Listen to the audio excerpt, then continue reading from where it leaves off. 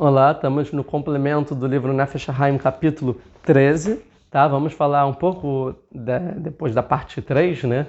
A gente viu muitos conceitos interessantes, eu quero explicar um pouco melhor sobre o Atzilut, que a gente viu que ao mesmo tempo é transcendente como imanente, e a gente viu também que é perto e né, ao mesmo tempo seria expansão e aproximação. E sobre isso, é o seguinte, que fala na Kabbalah que nesse mundo Hashem Echad Shmo Echad, é um versículo até famoso, Bayom Ha'u Hashem Echad Shmo Echad.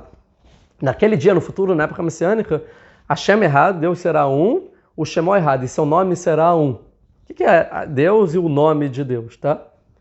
E o Zohar fala que no mundo de Atzilut só existe Hashem e o Shemo, só existe Deus e o seu nome. Tem que entender o que é o nome de Deus, né? O que é Deus e o seu nome? Existe Deus e o nome, tá? Então a ideia é a seguinte, o que é o nome de Deus? Por que é um nome? Porque a pessoa tem um nome. A pessoa tem um nome porque alguém chama, né, a pessoa através desse nome.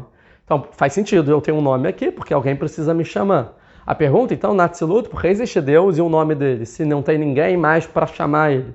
Certo? Não tem nada além de Deus, da unicidade divina. Então, por que já existe o nome divino? Né? Então, a ideia é o seguinte, que o mundo da Atzilut, a gente falou que ao mesmo tempo ele é expansão como aproximação, transcendência como imanência. Então, a ideia é o seguinte, que quando Deus ele quer criar o mundo, a primeira coisa que ele cria é um nome para ele ser chamado. Ou seja, porque como Deus ele é totalmente inconcebível pela mente humana, então primeiro ele cria um nome, que é algo que as pessoas podem chamar, ou seja, existe alguma aproximação entre Deus e a existência, né? O homem, as criaturas que ele vai criar, tá bom? Porém, ainda não existe um mundo de briar da criação do mundo para a gente, através do mundo, da existência, conseguir entender um pouco Deus. Isso ainda nem existe, porque Deus ainda nem existe existência ainda. Nem existe existência. Tá bom, vocês entenderam? Então, na verdade, naquele Deus... E o nome dele era único, que é como se fosse, metaforicamente, quando a pessoa fala assim, eu quero criar algo, mas ainda não criei, ou seja, algo ainda está na minha cabeça. Sabe quando você tem um pensamento, só que esse pensamento ainda não saiu da sua cabeça? Então é como se fosse isso. No mundo da Atzilut é Deus tendo a vontade de criar o mundo, mas antes de criar. Então ele já existe um nome dele, que é como se fosse como ele vai aparecer e ser identificado pelo mundo. Porém, eles ainda só existem eles dois. É como se fosse a pessoa conversando com ela mesma. Por isso que, por exemplo, Atzilut, a mesma palavra que a gente usa no hebraico seria etzli, algo está comigo. Etzli, está comigo. Etzel, né? Etzel significa estar comigo, junto comigo. E Atzilut seria isso, estar comigo. Ou seja, como se fosse tudo está acontecendo dentro da cabeça, entre aspas, de Deus. Deus é o pensamento de Deus, mas ainda antes de criar o mundo. Então, por isso que é o mundo da Atzilut, que existe Deus e o nome de Deus. Deus está planejando, né? Deus está tendo como se fosse a vontade, nas nossas palavras, de criar o mundo.